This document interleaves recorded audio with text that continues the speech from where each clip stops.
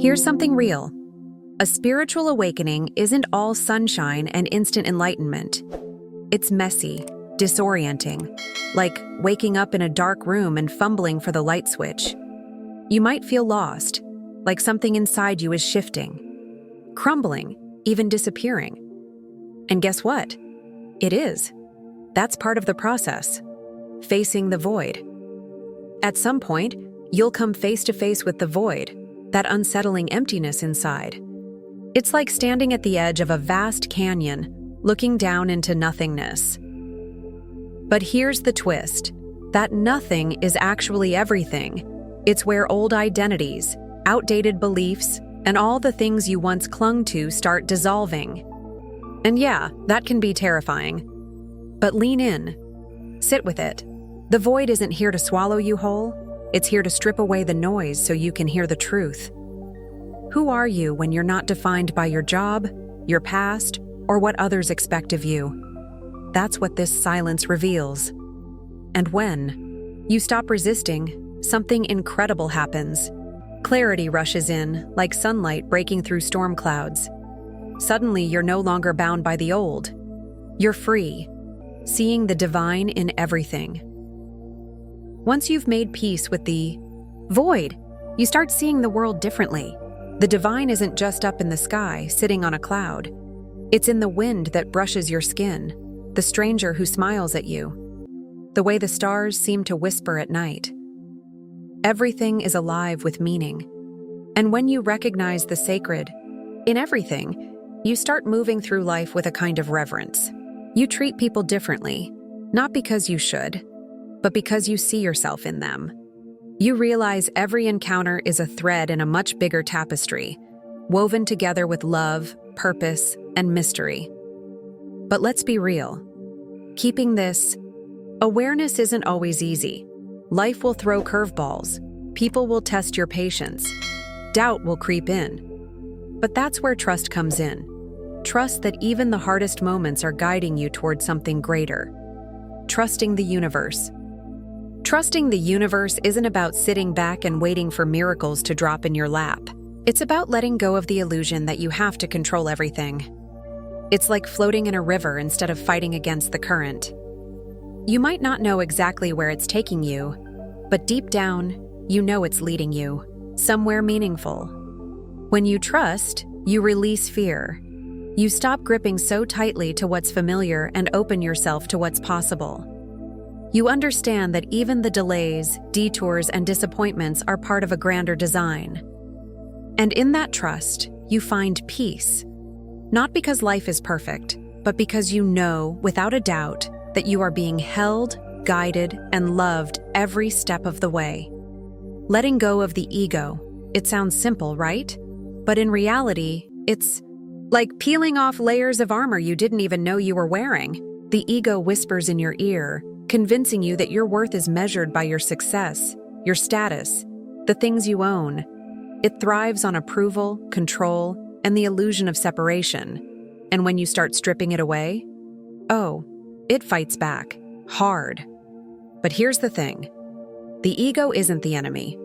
It's just a mask, a costume we put on to play our part in the world.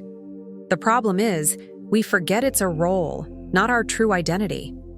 When we loosen our grip on it, something incredible happens.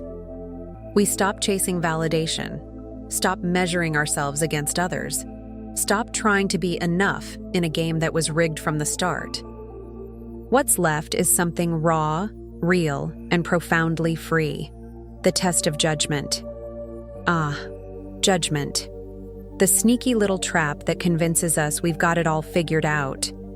We label things, people, situations, good or bad, right or wrong, worthy or unworthy. It's our mind's way of creating order, but in reality, it builds walls. And those walls, they keep love, connection, and understanding on the other side. The real kicker? Judgment isn't about others. It's a mirror, reflecting back the very things we struggle to accept in ourselves. Ever notice how the flaws we criticize in others tend to be the same ones we secretly wrestle with? Funny how that works. But when we start catching these judgments in the act, pausing, questioning, choosing curiosity over condemnation, we open the door to something bigger: acceptance, unity, a recognition that every soul is walking its own path, learning its own lessons, just like we are. The test of patience, that thing we all claim to have, until the Wi-Fi lags, the traffic drags, or life doesn't unfold according to our timeline. The universe, though, it doesn't run on our schedule. It moves at its own pace, weaving together the pieces of a story we can't always see. And yet, we resist, we push, we tap our fingers, huff in frustration, demand answers now. But patience isn't about sitting still and waiting for life to happen. It's about learning to dance with divine timing, knowing when to step forward and when to surrender. It's the deep inhale before the breakthrough, the quiet trust that even in uncertainty, things are aligning in ways we can't yet comprehend. True patience isn't passive, it's powerful. It's the strength to stay grounded in the middle of the storm, the wisdom to know that sometimes delays aren't obstacles, they're redirections. And when we embrace that, life flows a little smoother. The weight of expectation lifts, and we begin to move through the world with a grace that can't be shaken, rolling with impermanence. Impermanence. It's that thing we know, but often refuse to truly accept.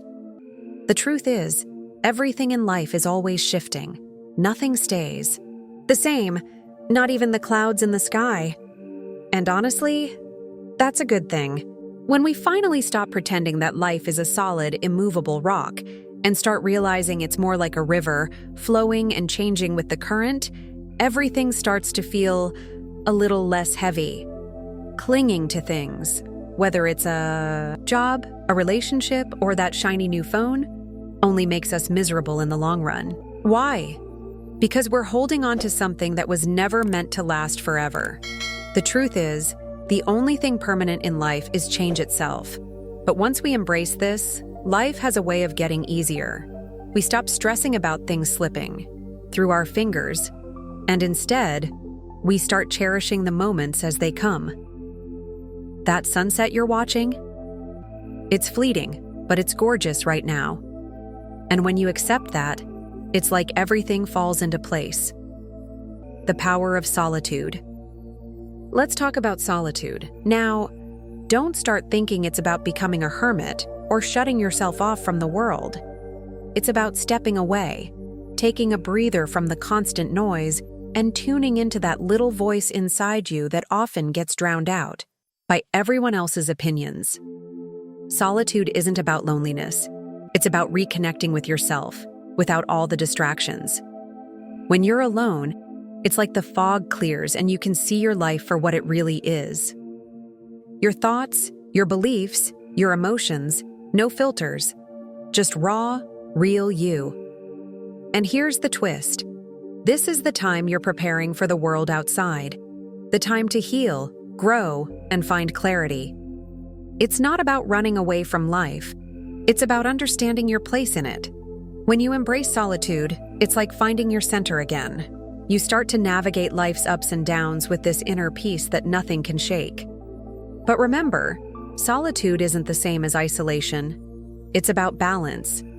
You need both. The quiet moments alone to recharge, and the connections with others to share what you've learned.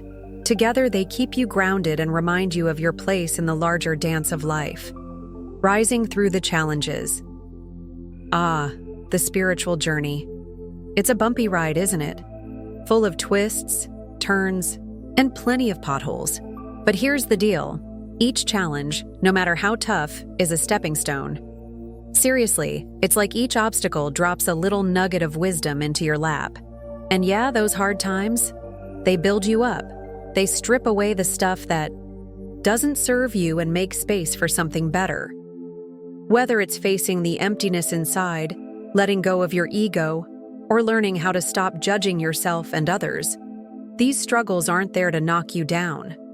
They're there to shape you. With every challenge, you gain more insight into who you really are and what you're capable of. You become more compassionate, more empathetic, more in tune with the world around you. And you know what else? You begin to see your purpose more clearly. That whole "what am I doing here" thing, it starts to make sense. You get that we're all part of this big, beautiful web of life. And once you realize that, you can start living for something bigger than yourself. You start to get what it means to be a force for good in this world. If you felt something in this video, pass it on to someone who needs to hear it. And hey, if you've got stories, thoughts, or just want to chat about your own journey, the comments are all yours. New here? Well, hit that subscribe button. May God shower you with blessings, today and always.